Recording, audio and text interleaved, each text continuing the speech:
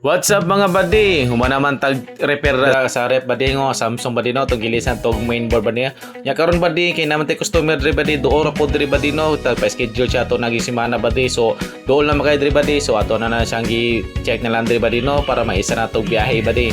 So padulong ta sa lang area buddy no silang balay buddy no. So padulong ta dito buddy kay nanawag ta sa tong customer buddy no. So bani menyo buddy sa pag-check sa rep buddy. So naana ta diri guys area. Oh, Rosbeck shop. So, manawag na guys, nasa banda na itong customer. Tawagan na to. So, naabot na ta sa balay sa tuwang customer guys, no? Mao din na yung balay sa tuwang customer guys, no? So, sa pamalibuhato na nato guys, no? Diretso na ta sa unit guys para man-check na to guys, no? Kung dahilan guys. So, muna ng unit guys, no? Samsung double door inverter ni siya guys, no? Bali, low cooling na ni siya guys, no? Hinay na bugnaw sa ubos guys, labaw na sa freezer side guys, no? Hinay na yung bugnaw guys, no? So, motor i-check na to guys, no? Dito ta mag-check sa likod guys. Tara guys, check na to sa likod guys, no? Let's go guys.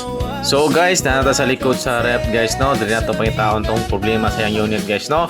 Pali na siya init gamay guys, no? So, possible ani guys na siya bugnaw gamay po dito guys, no? So, mo ni siya yung unit guys, no? Mo nila yung compressor guys, mo niya yung condenser side guys, no? So, dire guys, na-spotted na to guys, no? Nga nag-oil sa filter dryer guys, no? So, mo ni siya guys, no? Kana guys, possible na siya guys, no? Nga na siya leak guys, no? So ato na siyang gigamitan og sabon guys, no? Para makita na to guys nga sure jud guys, no? Nga na siya leak guys, no?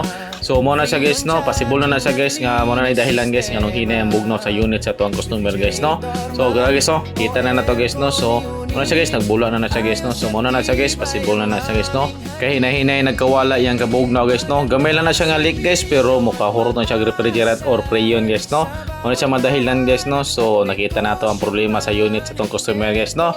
So nasa customer na siguro unsay decision siya ang unit guys, no? Kung ipa-repair niya guys o palit siya bago guys, no? Pero makaya man siya repair guys, no? Pero depende na sa tuwang customer guys kung yang ipa-repair guys, no?